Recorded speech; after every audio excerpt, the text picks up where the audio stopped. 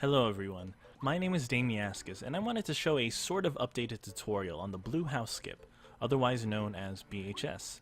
It's a particularly notorious skip, so much so that many current speedrunners of the game think that this exact skip is what makes or breaks new potential speedrunners, and after spending over 11 hours practicing it by now, it's easy to see why. However, I would hate to see so many potential runners run away from this amazing game just because they are unable to perform this particular skip. For those of you who don't know, this skip allows you to gain access to the Toad Town tunnels, effectively allowing you to get Sushi, one of Mario's companions, and skip to both Chapter 5 and Chapter 3 by giving you access to both of the warp pipes.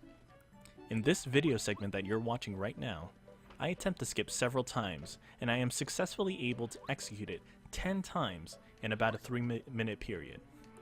While I am not nearly as efficient as someone like GigaDB, I still believe that I can part with you guys at least some bit of wisdom that may help you perform this difficult trick, as many of the tutorials I have personally watched seem to lack some of the specifics. I will cover the very basics that make this skip work, and walk through it with you as comprehensively as I can, providing you with many of the minuscule mistakes that I've made throughout my time practicing it, so that you don't have to do the same. I will divide the skip into 6 parts. The setup, the jump, the setup for the second jump itself, maneuvering into the house, and finally, how to reach the pipe once you're inside. The first part of the skip, the setup, is by far the easiest, so enjoy it while you can. To set yourself up for the first jump, position Mario in between the house and the Toad. If you go too far out, when you jump, you won't land on the ledge, and if you go too far in, you'll just body slam against the wall. Both of them make you look pretty silly, so try to avoid each one. The best reference to use is the dark patch of grass on the floor. I like to keep myself just slightly above that patch, and that usually sets me up for the jump. But the area in which you can jump is actually relatively large, being a few pixels in length. Chances are that if you're messing up the jump after practicing it for a few hours, the setup is not the culprit. The final part of the setup is to have your back facing the camera. Once you've done that, you've successfully set yourself up for the nightmarish skip that we call the Blue House skip. Now for the jump. If you're an eager speedrunner and you just wanted to get the skip over with, you probably noticed one small problem, and that is if you press A to jump, you will simply talk to the Toad. To avoid doing so, one of your options, and the most easily executable one, is to spin and then jump. The second semi-problem that you'll run into is that we need to jump left, not just straight up. But if you try to move left and then spin, you'll just spin away. So in essence, we need to spin in place and then jump left immediately after. How can we do that? Well, the answer is buffering. When you buffer an input, you make it so that input is executed on the very first frame that it can do so. One example of this is if I hold B and then talk to the Toad. You'll notice that I skip the text immediately. This is because I buffered the B button by holding down on it, and it was able to execute once I talked to the Toad, allowing me to skip past the text. Take a look at the controller in the top left. You'll notice that after I press B, I hold down on it. Then, when I talk to the Toad, because the B button is buffered, it registers immediately with the text and allows me to skip past it. We will do a similar thing by buffering the control stick left, and to show you how I do this, I will slow the game down. While I'm showing you this example, take note of the control stick in the top left corner. The first step is to spin in place. If Mario spins in place, he will stay in place no matter where he holds the control stick, as long as he's spinning. However, the control stick is still buffered, and he will move immediately in that direction you point him towards in the exact frame that he stops spinning. So what we need to do is hold left on the control stick after we start spinning, and then simply jump. By buffering left, we are able to jump left immediately from the spot that we set ourselves up in, leading us to the next and most difficult part of the trick. Before I start the next segment, allow me to dispel some rumors about the Blue House skip. Because the Blue House skip requires a frame-perfect jump, people assume that the jump itself, aka pressing the button at the exact frame you need to press it, is the hardest part of the trick. However, that is completely wrong. Although pressing the A button frame perfectly is a hard part of the trick, the hardest part is making sure that the control stick is completely neutral before or precisely on the frame that you press A. With that in mind, here's the setup for the second jump. This is the part that took me the longest to figure out, and I tried to do it for 5 hours with no success. However, after figuring out what I did wrong, I was able to successfully perform the entire skip multiple times in a matter of minutes as opposed to no success in the span of hours. To start us off, I will show you the easiest part of the setup, where Mario needs to land. You'll notice when I jump up in this particular spot, I am being stopped by an invisible ledge. This ledge is what Mario needs to land on in order to execute the second jump. Now for the slightly harder part. In order to get to this ledge, you either need to make a full jump, or something close enough to a full jump, from the previous part that I explained. You then need to stop yourself right above the ledge and have your control stick completely neutral in order to perform the second jump. Easy, right? Not exactly. If you were like me and you listened to countless other tutorials on YouTube or anywhere else on the internet, this is all you would be left with in terms of making the second jump. Just make sure your control stick is neutral and everything will be alright, right? Well, it's a tiny bit more complicated than that. But don't worry, I got you. If you were to start practicing this trick right now, you'd probably let go of the control stick right around here. It seems natural since this is the spot that you need to jump on, so why not stop here? The answer is actually pretty simple. If you stop holding your control stick here, you aren't giving the control stick enough time to neutralize in order to land the next jump. You actually need to press the A button in the exact next frame in order to land the jump. That means that if your control stick takes 2 or more frames of time to neutralize, which it most certainly does, you will almost never be able to land the second jump.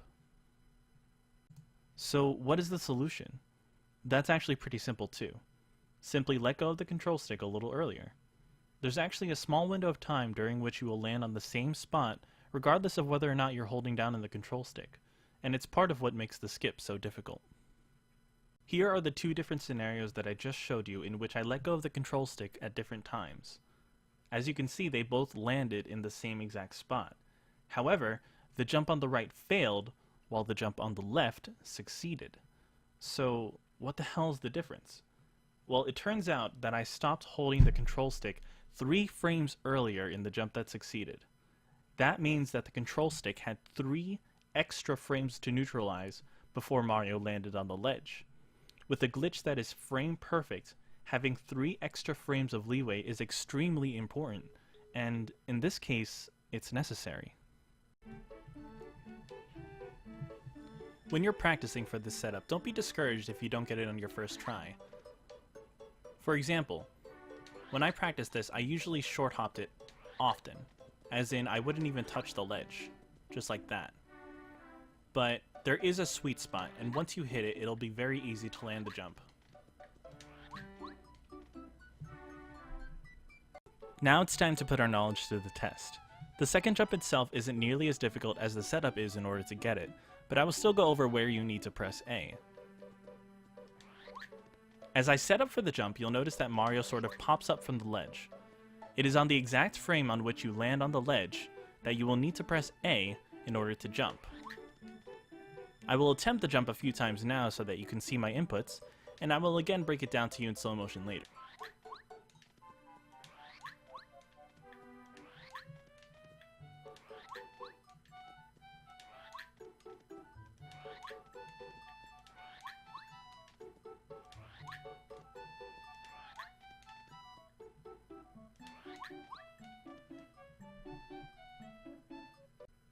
Here is a breakdown of one of my jumps. As soon as he stops spinning and goes into the air, I will go frame by frame so that you can analyze for yourself what it's like to jump onto the ledge. It is around here that I let go of the control stick and let it neutralize. And it is around here that I press the A button, and you'll notice that his feet are just slightly above where the dark brick ends. Once I press A there, the jump is performed. Let's look at it again in slow motion. And you can feel free to repeat this section as much as you want.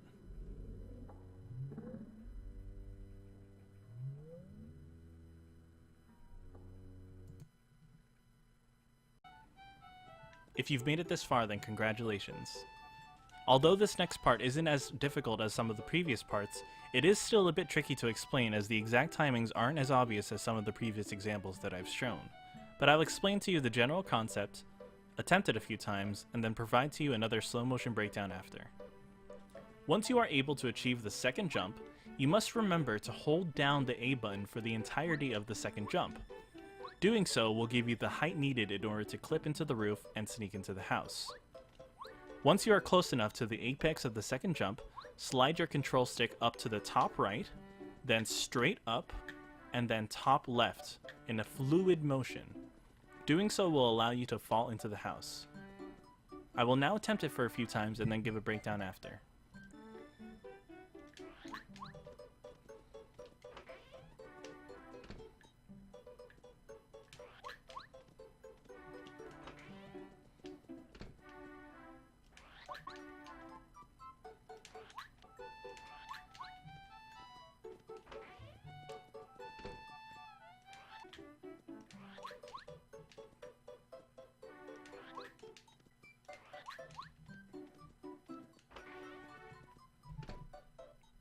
Here's one of my successful jumps. You'll notice that after I get the second jump, I'm still holding on to the A button for the entirety of the jump until I reach the apex. It is around here that I start pushing up and to the right. And then in the fast but fluid motion, I switch to just holding up, which allows me to clip into the house. And then as soon as I clipped inside, I hold up and to the left. And that allows me to go inside. I think the most important part about maneuvering into the house is that you have to let your control stick stay on up right, then up, and then up left for a very small amount of time, but it still matters. If we look again at the replay,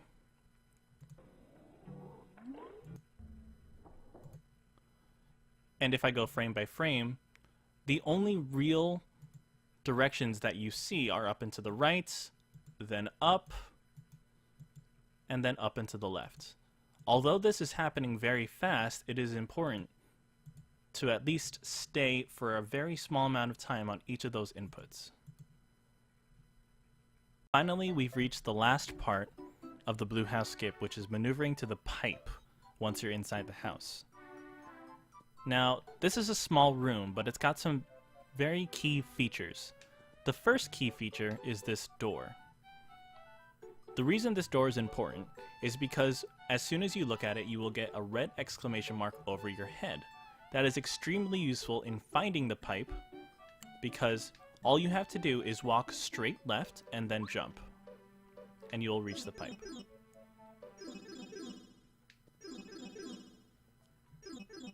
The second key feature is the key. When you pick it up, Mario will be in a very set location. If you practice the skip often enough, you can figure out the muscle memory in order to get from here to here, which is just going down and to the right. However, if you mess it up, it's a little difficult to figure out your own way, because when I load my save state, you won't be able to see. You'll pick up the key, and if you miss the pipe, which I just purposefully did, you won't know where you are in the room. That's where the door comes in handy. If you walk over to the door, you'll notice that the red exclamation point goes past the blue walls of the house. You can use this to maneuver your way into the pipe just by hitting left, and I think it's about 1.5 to 2 seconds of waiting. So if you hold left, 1 and 2, and then jump down, you'll eventually reach the pipe. So the door method is what you want to use if you grab the key but miss the pipe. And that's the blue house skip. Alright guys, just to give some final unscripted notes, thank you so much for watching my tutorial video. I put a lot of effort into this video, and I hope that it helped you get this skip, or at least get closer to getting the skip. If you have any sort of suggestions or comments about the video, please feel free to write it below. And also spread the word. I want more people running this game. I love this game. It's part of my childhood, and I recently picked it up for speedrunning, so I'm very excited to see what the game has in store for me, and also what it has in store for the community. So again, I hope this tutorial video helped you guys out, and I'll see you next time.